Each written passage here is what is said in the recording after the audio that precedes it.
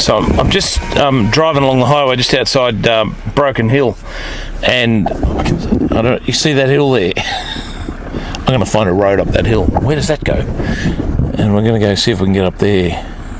Looks like there's some kind of marker. You can't see that, obviously. Looks like there's some kind of marker up on top there. I'll fly the drone up, and then we'll take the car up.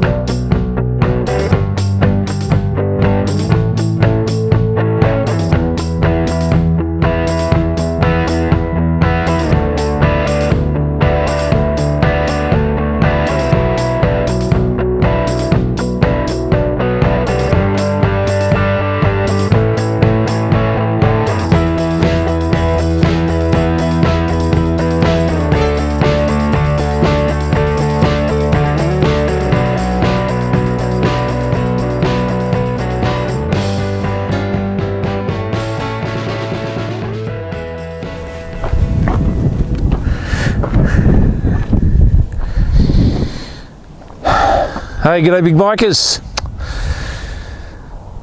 Welcome to Broken Hill. Since we last spoke, when I was heading to Milparinka, we had some significant weather events come through, and the roads were closed and they were flooded, and there was all sorts of drama going on. So, all right, here we go. Water crossing, flooded in the desert, but we're going across.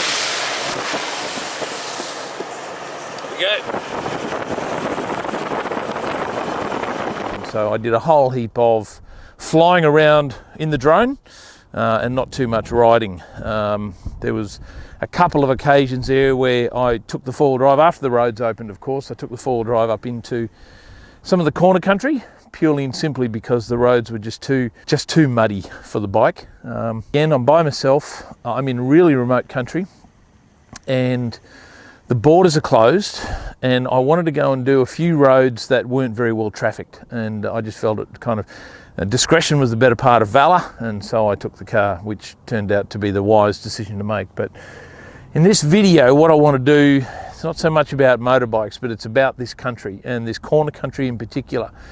So if you pull out the map and you have a look, and I'll probably do that for you, but if you have a look at kind of from Menindee, Broken Hill, all the way up to the Queensland New South Wales border, and then the South Australian New South Wales border, this corner country up here is absolutely fantastic, and I love it, and I've been out here several times, and I just love it, and I love the history.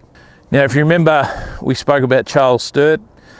He left Adelaide with a team of guys, sheep, and they came up the Murray River to what we now know as Menindee Lakes. It wasn't called Woollawarra back then. And this is in 1844, and they came across this countryside. And as I talk about what we're doing, I'm going to be showing you photos and some of the drone footage that I've collected over the last few days. So what happened was they got to the junction of the Darling and the Murray, and they headed north. They came up, they followed the Anna Darling up Menindee, up to the lakes, and they set up a base camp there, and then from there they kept on walking in a northwesterly direction to get up into this corner country. Now, his mission at the time was to try and get to the centre of Australia. That was one of his objectives. The other objective was to find out, was there any water west of the Darling? Now, we now know today, because we can look at this land through satellite imagery and infrared imagery, and we can see not only what the terrain is like, we can see what's under the ground, and we now know that there's this massive sub-artesian basin that, you know, when all the water flows into this country, it actually goes underground. They didn't know that back then. They were looking for this inland sea. They were looking for surface water. And so he came out here with a boat, group of guys, and they walked from here. They came across the barrier ranges here at Broken Hill. They didn't know it, but at the time they were walking across one of the richest silver deposits in the world. Now, for those of you that know a little bit of Australia's history, this is Broken Hill. In the mid-1880s, one of the early prospectors found what he thought was tin, turned out to be silver, started a company with a group of people called a Broken Hill Proprietary, which is now what we know today as BHP. It's the big Australian. So this is one of the richest silver deposits in the world. You can probably see down here, I don't know whether you can, there's an open cut mine there, but most of the mining around here is underground. So they walked across this barrier range. He named it, Charles Sturt named this the barrier range, and they kept on walking, and they kept on going north up to Milparinka, what we now know as Milparinka. But he set up a base when he found some permanent water there, Perseverance Creek. He set up a depot, and from that depot he went east back towards the Darling. So the Darling's about 400 kilometres to the east of here. So he went back towards that, couldn't find any good water, came back to the depot. He went north from Milparinka up to Tibooburra. He actually went all the way up through into Birdsville and came across these parallel, he didn't call them parallel dunes, he called them sand ridges, which we now know today as the edge of the Simpson Desert. He then came back to the depot.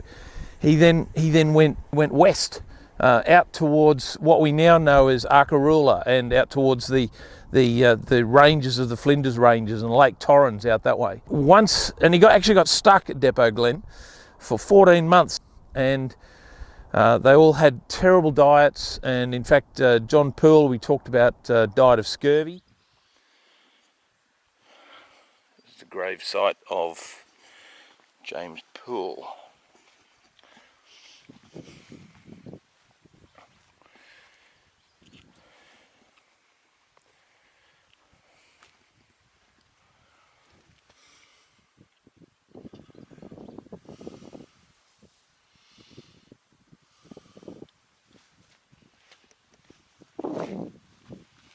grave. Now, I know a lot of people when they come out west, particularly you adventure riders, when you come out west, you go to Milparinka to see the Dig Tree and the Burke and Will story, and whilst that's an interesting story, it's a tragic, tragic story of failure, where this one is a story of success in terms of him opening up the country and achieving what his objectives, apart from getting to the centre of Australia.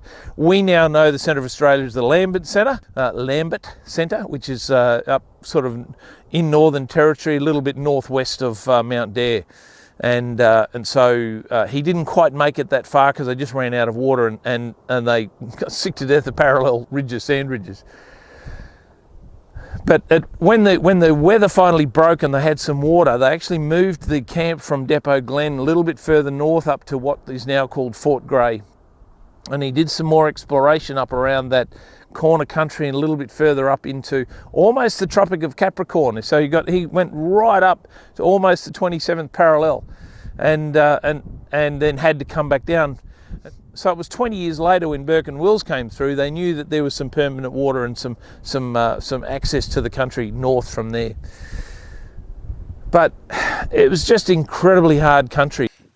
I mean, this is the sort of stuff that he was walking across. There's Mount Arrowsmith over there, you can barely see it. But he was just walking along through this with his bullet drive, looking for points on the horizon, the direction that he was travelling. Crazy.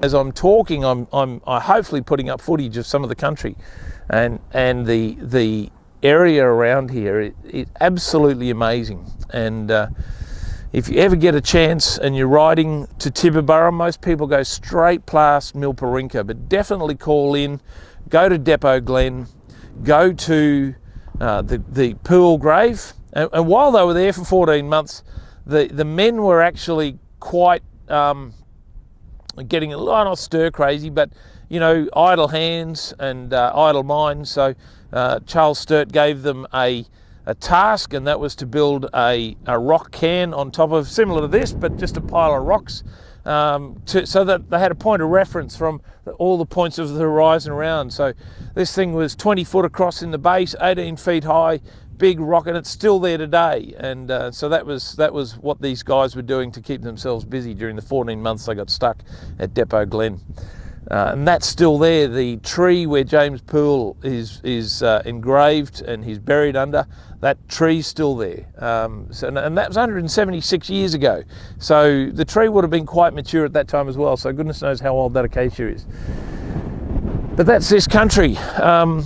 You know, I've just about exhausted the countryside around here in terms of what I can do, and I'm going to leave here. I'm going to go further down south to the junction of the Darling River. I'm going to head down towards Wentworth and do some riding around that area, because there's some really interesting stuff about the Victorian South Australian border that I want to talk to you about as well, and show you. But this is just amazing country, phenomenal country. And when you're riding out here on your bikes or in your four-wheel drives, but call into the Milparinka Hotel. I had the caravan set up. There's a caravan park at Milparinka. I was the only one there, and I was underneath this sky at night. It was absolutely amazing, and I just can't highly recommend it enough. The pub was fantastic. The food was unbelievable. Now, there is no fuel there, but if you do your calculations carefully, Tibooburra, Packsaddle has fuel, Tibooburra has fuel. The rooms at Milparinka are fantastic, great pub. Go and support the local pubs. Tibooburra is great. We all go to Tibooburra. Do something different, a little bit off the beaten path, and go to Milparinka and support that pub there. Absolutely fantastic. Anyway, that's it for me. I hope you enjoyed that. Just a short one, but I really just want to show you the kind of country that particularly for you guys that are overseas, I want to show you this vastness of this outback is. We're just at the edge of it, I've got to say. Like, we're really just at the outside edge, at the eastern edge of the outback in Australia, because it goes for thousands of kilometres to the west. And over the coming weeks and months, if I can get into South Australia, I think I can, I'm going to take you out into that remote vastness, and we're going to talk about the exploration and the opening up of that country. I love this country. I absolutely love it. And you know, when things relax a little bit, you guys in New South Wales can come out here anytime you like. You're not locked down. You know, this whole corner country is amazing. And I went up to Tuna Gate. I had every time I've been to the corner, I've always wanted to go to the Tuna Gate, but I've always been kind of going the wrong way, or haven't had the fuel range, or haven't just done it. So I was able to do it this time. And of course, it's got the big gate there with the $66,000 fine on it, the coronavirus, everything's shut. But I did send the drone into Queensland, even though I'm not allowed. The drone went into Queensland, so you know, I hope the police don't track me down, because you know. But anyway, I disinfected it afterwards, so it should be okay. Anyway, that's it.